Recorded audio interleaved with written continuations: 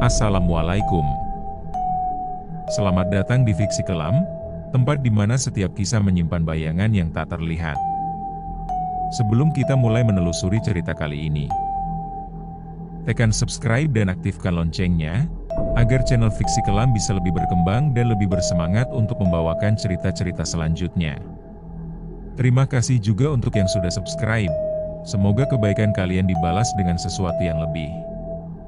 Sekarang, tenangkan pikiranmu, redupkan lampu, dan dengarkan baik-baik, karena kisah ini mungkin lebih dekat dari yang kamu kira. Kali ini, saya akan membawakan sebuah cerita tentang sebuah surau tua yang berdiri sepi di pinggir desa. Sudah lama tak ada yang berani memasukinya. Konon, di balik surau itu, tersimpan kisah kelam yang tak pernah benar-benar hilang. Dulu, ada seorang santri muda yang hilang tanpa jejak, tepat di malam terakhir bulan Ramadan. Sejak saat itu, setiap kali adzan Isya berkumandang, selalu terdengar suara langkah dari arah surau, meski tak ada siapapun di dalamnya. Orang-orang desa menyebutnya, bayangan yang tidak pernah pergi. Dan malam ini, kita akan membuka kembali kisah itu. Inilah bayangan di balik surau tua. Malam itu, udara di desa Sukamulya terasa dingin dan sunyi. Di bawah sinar bulan pucat, langkah seorang pemuda menyusuri jalan tanah yang mulai berdebu. Namanya Ilham, anak tunggal almarhum Pak Tarmizi, ustaz yang dulu mengajar ngaji di surau kecil di pinggir desa. 5 tahun sudah Ilham merantau ke kota. Tapi malam itu, ia kembali, bukan untuk liburan, melainkan karena ibunya sakit keras. Rumah itu masih sama seperti dulu, sederhana, berdinding papan, dan di halaman depan ada pohon mangga yang selalu berbuah kecil. Namun kali ini, suasananya lain. Saat Ilham membuka pintu, aroma bunga melati menyengat hidungnya. Ibunya, Bu Siti, terbaring di ruang tengah. Matanya setengah terbuka, bibirnya komat kamit tanpa suara. "Bu, ini aku, Ilham," ucapnya pelan. Tapi ibunya tak menjawab, hanya air mata yang menetes di sudut matanya. Seorang tetangga, Mak Riah, yang menemaninya berkata lirih, "Sudah 2 minggu begini, Nak.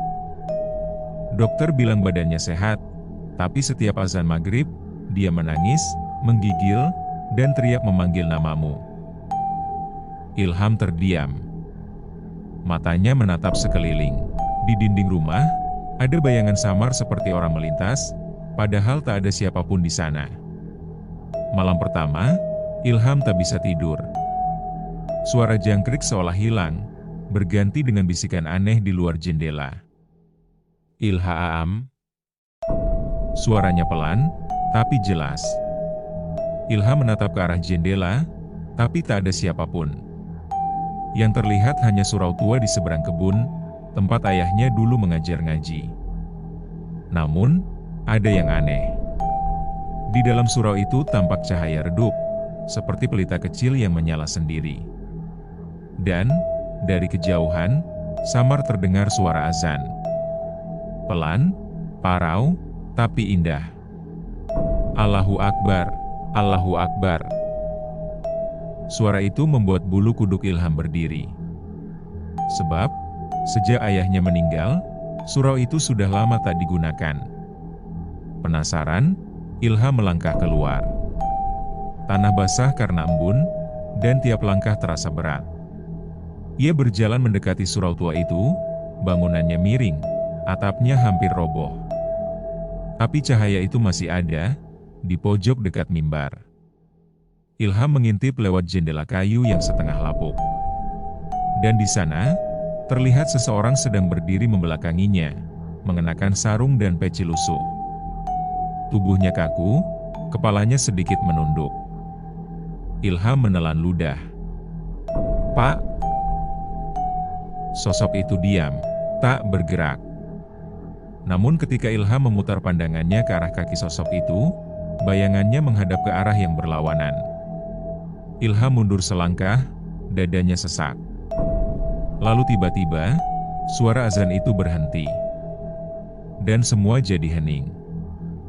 Dalam keheningan itu, dari dalam surau terdengar suara lirih, "Kau sudah pulang, Ilham."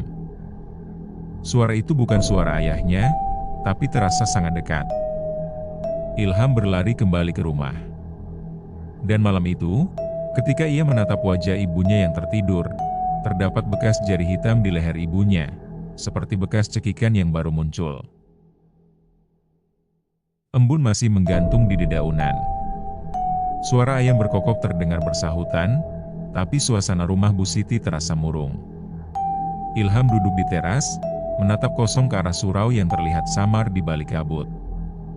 Sejak malam itu, ia tak berani lagi mendekat. Namun ada sesuatu yang membuatnya tak tenang.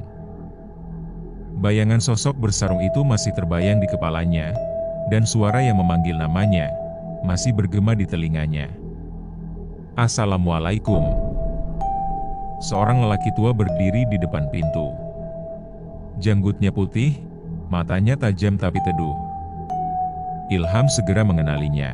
Dialah Pak Salim, tetua kampung yang dulu sering membantu ayahnya di surau. "Kabar sudah kudengar, Ham, soal ibumu," kata Pak Salim sambil duduk pelan di kursi bambu. "Tapi ada hal lain yang ingin aku tanyakan. Kau lihat sesuatu di surau itu, kan?" Ilham terdiam. Darahnya seperti berhenti mengalir. "Dari mana Pak tahu?" Pak Salim memejamkan mata sebentar, lalu berkata lirih, "Aku juga pernah melihatnya, bertahun-tahun lalu. Bayangan itu bukan jin biasa, Ham. Ia dulu manusia. Namanya Amir, santri terakhir yang diajar ayahmu.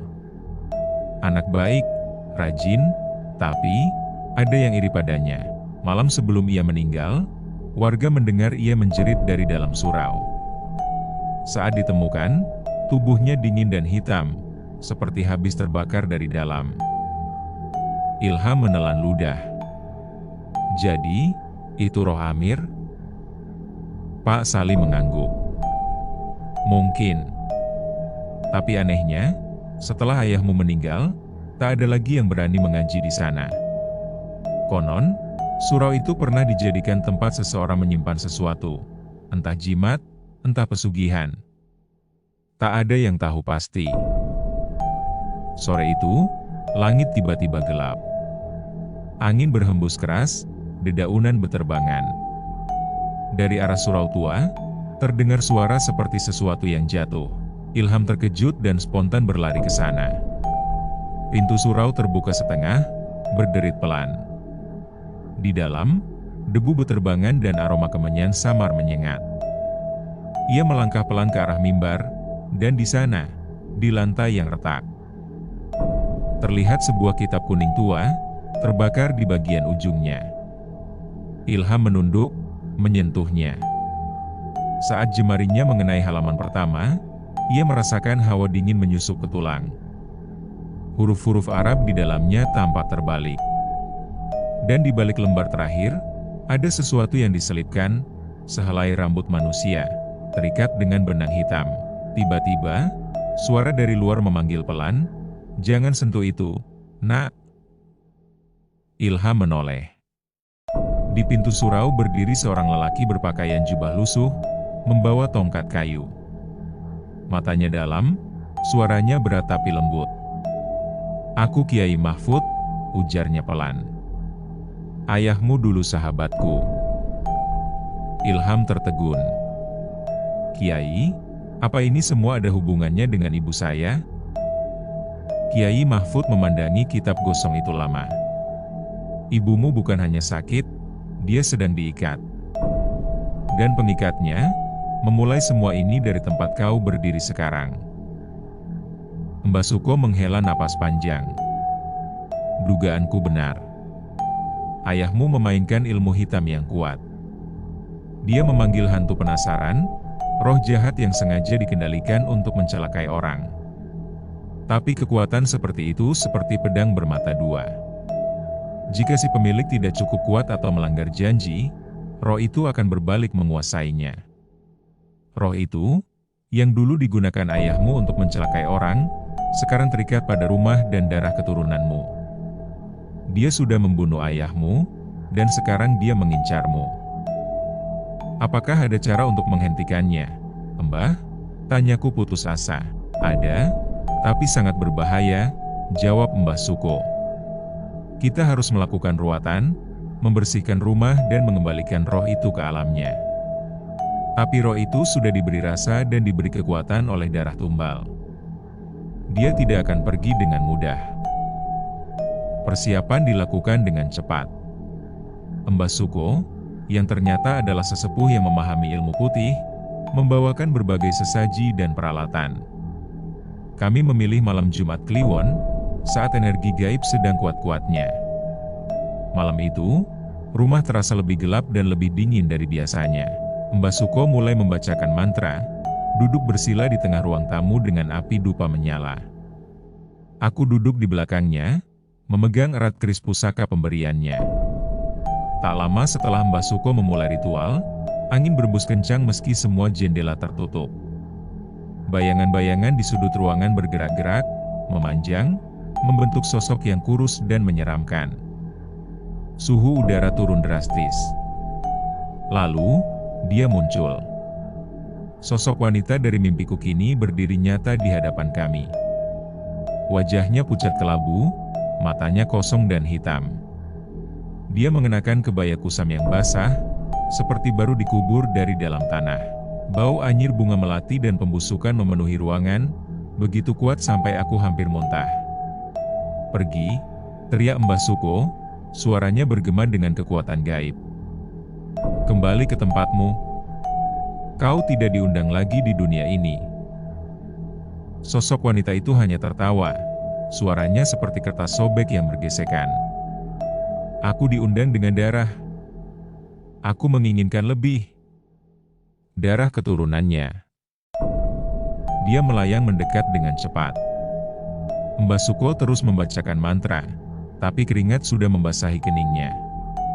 Tiba-tiba, semua barang di ruangan itu berterbangan, menghantam kami. Aku berusaha melindungi diri dengan keris. Roh itu kini tepat di hadapanku, wajahnya hanya berjarak sejengkal. Aku bisa melihat cacing-cacing kecil merayap di balik kelopak matanya yang hitam. Tangannya yang panjang dan berkuku tajam mengarah ke leherku. "Aku adalah bagian dari darahmu sekarang," bisiknya. Dengan sisa keberanian, aku mengayunkan keris pusaka itu. Sebuah jeritan melengking, bukan dari sosok wanita itu, tapi dari sekeliling kami, memecahkan gendang telinga. Sosok wanita itu bergetar hebat, bayangannya mulai memudar. Tapi sebelum benar-benar hilang, dia berbisik sekali lagi. Suaranya langsung di dalam kepalaku, "Kau tidak bisa membunuh kenangan. Aku akan selalu menunggumu." Kemudian, keheningan. Hujan turun sejak senja. Langit di atas desa Sukamulya kelabu dan berat. Di dalam rumah kecil itu, Ilham duduk di samping ibunya yang masih tak sadarkan diri. Di leher Bu Siti, bekas cekikan hitam semakin jelas. Kiai Mahfud duduk bersila di lantai, tangannya memegang tasbih yang berputar perlahan. Wajahnya tenang, tapi matanya tajam menatap ke arah dinding. "Bayangan itu belum pergi," ujarnya pelan. "Dan nama yang disebut ibumu, Burhan, bukan nama asing bagi saya." Ilham menatap Kiai itu dalam-dalam. "Siapa sebenarnya Burhan itu, Kiai?" Kiai Mahfud menarik napas panjang. "Dulu dia santri di surau ayahmu. Pintar, tapi angkuh. Saat ayahmu menolak mengajarkan ilmu pengasihan yang dimintanya, dia pergi ke arah selatan, belajar kepada seseorang yang tak seharusnya dia temui. Sejak itu, Amir, santri yang paling dekat dengan ayahmu, sering sakit, dan akhirnya mati di surau. Aku tahu, Burhanlah yang mengirim santet itu. Tapi yang tak kusangka, dia belum berhenti, bahkan setelah ayahmu wafat." Kiai Mahfud berdiri, menatap ke arah jendela. Dari sana, terlihat surau tua di kejauhan, diterangi kilat sesekali. Ilham, malam ini kita ke sana. Kalau ini dibiarkan, roh Amir takkan tenang, dan ibumu takkan pernah sembuh. Ilham ragu, tapi akhirnya mengangguk. Malam itu juga, mereka berdua berjalan di bawah hujan yang makin deras, membawa sebotol air zam-zam, beberapa ayat ruqyah, dan sepotong kain putih. Surau itu tampak semakin menyeramkan di bawah kilatan petir. Pintu kayunya terbuka sedikit, berderit setiap kali angin menerpa. Di dalamnya, suara seseorang mengaji, tapi pelafalannya terbalik, kacau, seperti doa yang diseret. Ilham menggigil. "Kiai, itu siapa?" Kiai Mahfud tak menjawab. Ia melangkah masuk, suaranya rendah, "Bismillahirrahmanirrahim." Udara di dalam surau terasa dingin dan berat. Di setiap sudut, ada bekas lilin hitam. Dan di bawah mimbar, terlihat 5 lingkaran arang dengan simbol-simbol aneh di dalamnya. Tiba-tiba, dari balik mimbar muncul bayangan hitam tebal. Melingkar di dinding seperti asap, lalu berubah bentuk menyerupai sosok Amir. Wajahnya pucat, matanya kosong, dan dari mulutnya keluar bisikan pelan, "Aku tak ingin begini, tolong aku." Ilham ingin mendekat, tapi Kiai Mahfud menahannya. "Jangan. Itu bukan ruh Amir sepenuhnya. Sebagian dari dirinya sudah diikat oleh Burhan, melalui kitab yang kau temukan." 2 tahun telah berlalu sejak peristiwa mengerikan di rumah ayahku di Sunyaruri. Aku berusaha mati-matian untuk melupakan semua itu. Aku membangun kembali hidupku di kota, bekerja sebagai manajer di sebuah perusahaan multinasional, dan bahkan mulai menjalin hubungan dengan seorang wanita cantik dan penyayang bernama Siska. Dia adalah oasis di tengah gurun ketakutanku, cahaya yang kupercaya bisa mengusir bayang-bayang masa laluku. Tapi ilusi normalitas itu pecah suatu malam. Aku dan Siska sedang menonton film di apartemenku. Tiba-tiba, lampu berkedip. Aku menganggapnya sebagai gangguan listrik biasa, sampai Siska memegang lenganku erat-erat. "Ron, apa itu?" bisiknya, suaranya bergetar. Dia menunjuk ke sudut ruangan yang gelap. Sebuah bayangan, lebih padat dari kegelapan sekitarnya, berdiri di sana. Bentuknya seperti seorang wanita dengan rambut panjang. Hanya selama beberapa detik, lalu menghilang. "Bayangan saja, sayang," kataku, berusaha tenang meski jantung berdebar kencang. Dari pohon di luar. Siska tidak terlihat yakin, tapi dia tidak mengejar. Malam itu, dalam tidurku, mimpi itu kembali. Kali ini lebih jelas. Aku berdiri di depan cermin, tapi bayangan yang memantul bukan diriku. Itu adalah ayahku, dengan mata hitam dan senyum lebar yang tidak wajar. Di belakangnya, sosok wanita berkebaya itu berdiri, tangannya terulur seperti sedang memegang tali boneka. Ayahku di cermin membuka mulut, dan suara wanita itulah yang keluar, "Darahmu, darahmu memanggilku kembali." Aku terbangun terisak, badan basah keringat. Siska sudah terbangun dan memandangiku dengan wajah penuh kekhawatiran. "Roni, kau mimpi buruk lagi?" "Ini sudah minggu ketiga berturut-turut," katanya. "Dan kau berbicara dalam bahasa yang aneh. Seperti orang yang sedang memanggil-manggil sesuatu." Perutnya sudah mulai membesar. Siska mengandung anak kami, berusia 5 bulan. Kebahagiaan itu tiba-tiba diselimuti awan gelap. Mbah Suko pernah berkata, bekasnya ada di dalam dirimu. Apakah itu artinya, kutukan itu menempel pada darah keturunanku? Pada anak yang belum lahir ini? Ketakutan itu memaksaku untuk kembali ke Sunyaruri. Aku harus menemui Mbah Suko. Aku tidak memberitahu Siska detailnya, hanya bilang ada urusan keluarga di kampung halaman. Desa Sunyaruri masih sama, terpencil dan menyimpan 1000 rahasia. Gubuk Mbah Suko masih berdiri di sebelah rumah megah peninggalan ayahku, yang kini menurut kabar, ditinggalkan pemilik barunya karena dianggap tidak berpenghuni. Rumah itu tampak lebih angker dari sebelumnya. Jendela-jendelanya pecah dan tanaman liar menjalar di mana-mana. Mbah Suko tampak lebih tua dan lebih renta. Dia menyambutku dengan anggukan, seperti sudah menungguku. Malam itu, hujan turun tanpa jeda, membasahi halaman surau yang gelap dan sepi. Angin membawa aroma tanah basah dan daun yang membusuk. Aku, Ilham, duduk di pojok ruangan, memandangi Kiai Mahfud yang sejak tadi tak berhenti membaca doa dari kitab tua yang gosong di tepinya. Setiap kali beliau mengucap satu ayat, api kecil di lampu minyak bergoyang, kadang meredup, kadang menyala lebih terang. Seolah ikut bergetar bersama lantunan zikir yang keluar dari bibir sang Kiai.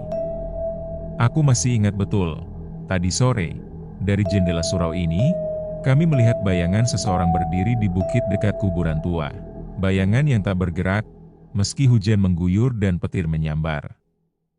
Dan malam ini, entah mengapa, udara di dalam surau terasa semakin berat. Bukan hanya dingin, tapi seperti ada sesuatu yang ikut bernafas di antara kami.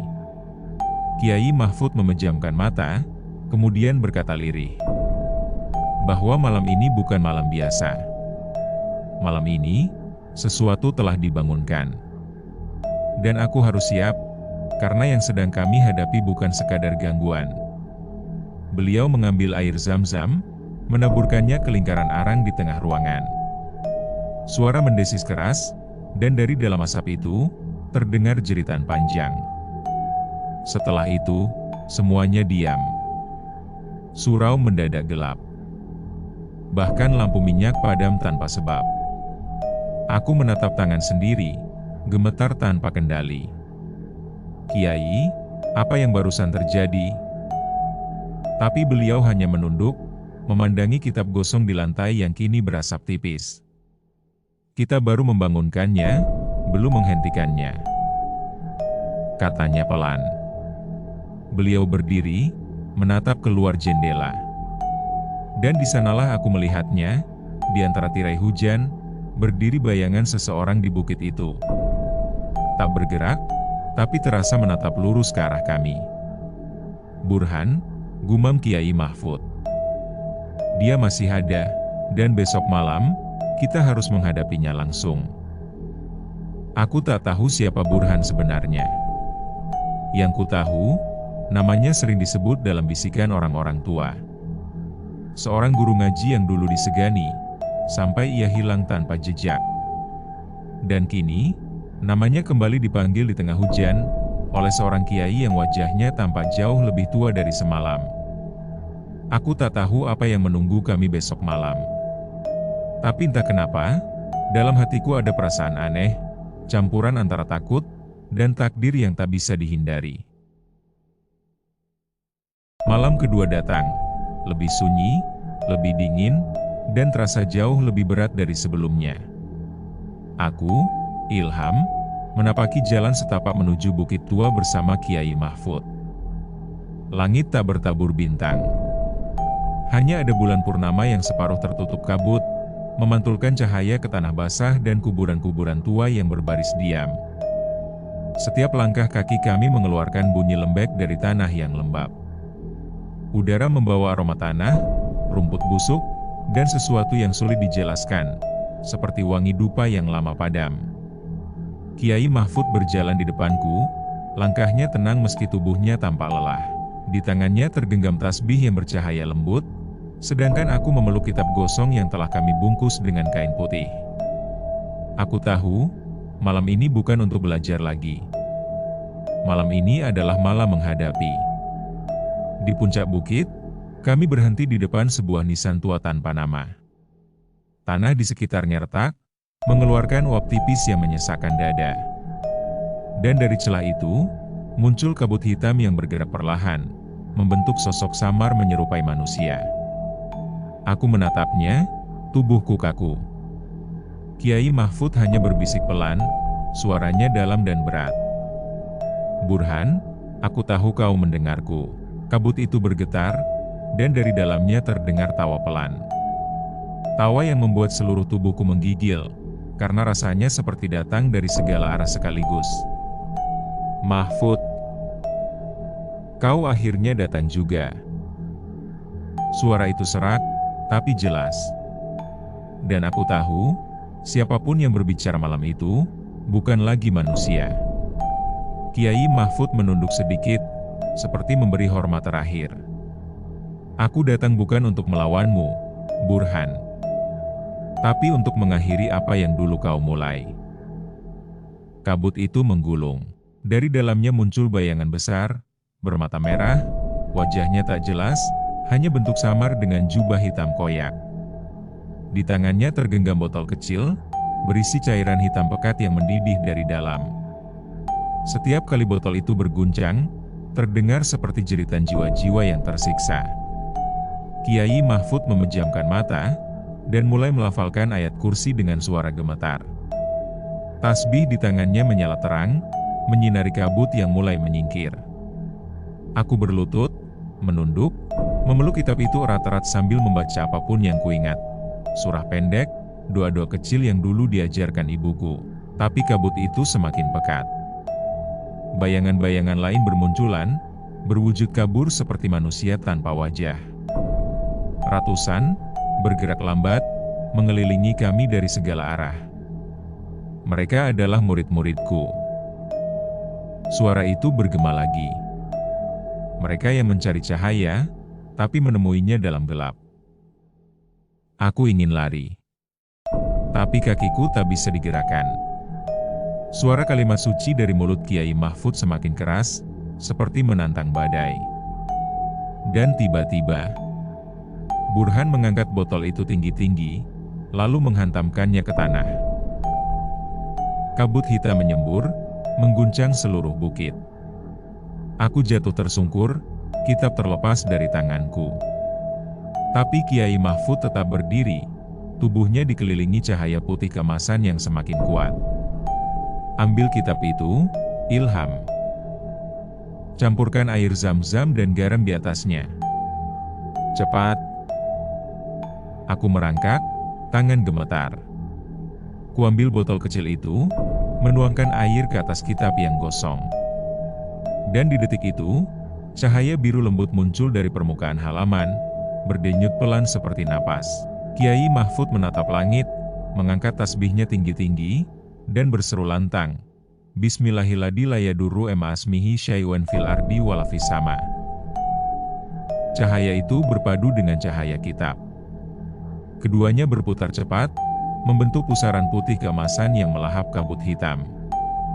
Bayangan Burhan menjerit, suaranya menggema hingga menembus dada. Dan di tengah cahaya yang menyilaukan itu, aku melihat Kiai Mahfud melangkah maju, memasuki pusaran itu tanpa ragu.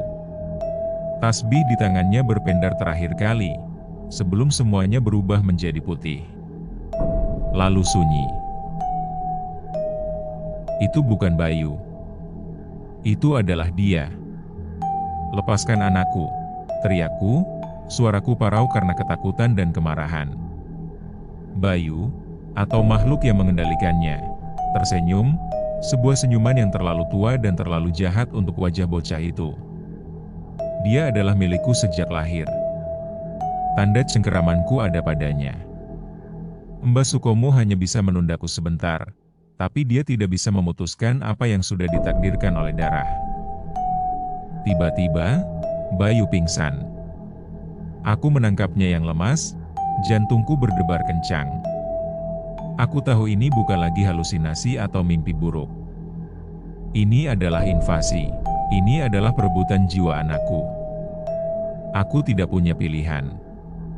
Aku harus kembali ke akar semua teror ini.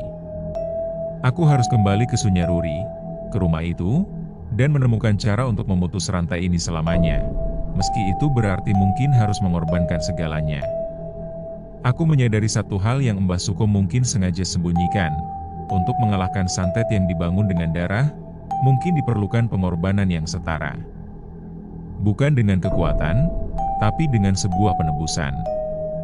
Perjalanan kali ini terasa seperti berjalan menuju tiang gantungan. Setiap langkah mendekati Sunyaruri terasa seperti mengencangkan tali di leherku sendiri. Apakah aku akan menemukan jawaban di sana? Ataukah aku hanya akan menjadi korban berikutnya dalam rantai kutukan keluarga yang tak berujung ini? Dan di sudut pikiranku, sebuah pertanyaan mengerikan terus bergema. Jika roh itu sudah begitu menyatu dengan Bayu, apakah menyelamatkan jiwanya berarti mungkin harus memusnahkan wadah yang ditempatinya? Sudah 7 hari berlalu sejak malam itu. Sejak cahaya di bukit kuburan tua menyinari langit, dan nama Kiai Mahfud menjadi bisik-bisik di setiap rumah, dan aku setiap malam duduk di saf paling depan, tempat beliau biasa duduk. Tasbihnya selalu kupegang erat. Butir demi butirnya terasa seperti denyut hidup. Kadang, ketika malam terlalu sunyi, aku berjalan ke bukit itu. Di sana, angin berhembus lembut, dan dari tanah tempat cahaya dulu muncul, tumbuh rumput hijau yang tak pernah layu. Dan di tengahnya, ada batu kecil bertuliskan satu kalimat yang tak pernah ditulis oleh siapapun. Sesungguhnya cahaya tidak pernah mati. Ia hanya berpindah dari satu hati ke hati lain. Aku tak tahu siapa yang menulisnya. Mungkin orang kampung, mungkin tangan malaikat. Yang ku tahu, setiap kali aku membacanya, dadaku terasa hangat. Seolah aku diingatkan untuk tidak takut. Bahwa kegelapan hanyalah ujian bagi cahaya untuk menunjukkan arah pulangnya. Sejak hari itu, aku melanjutkan apa yang beliau tinggalkan. Mengajar anak-anak mengaji, membenahi surau, menyalakan lampu minyak setiap malam, dan menulis kembali ayat-ayat yang dulu beliau ajarkan. Suatu malam, ketika aku selesai mengaji sendiri, aku menutup kitab itu, dan cahaya lembut muncul di antara halaman. Tak menyilaukan, tapi hangat.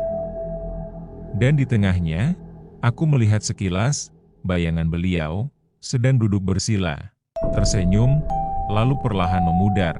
Aku terdiam lama, air mataku jatuh di atas kitab itu. Cahaya itu padam, menyisakan satu halaman kosong, dengan tulisan samar, seperti bekas tangan. Teruskan, Ilham.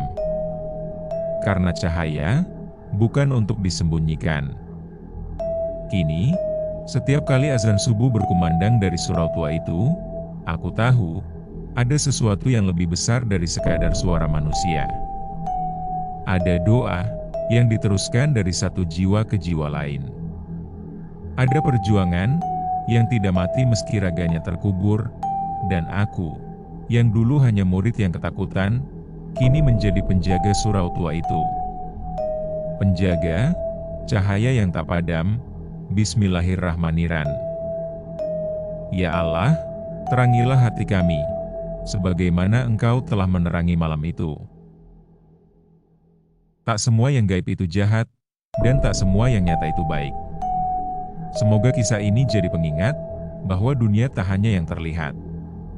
Sampai jumpa di kisah selanjutnya. Wassalamualaikum.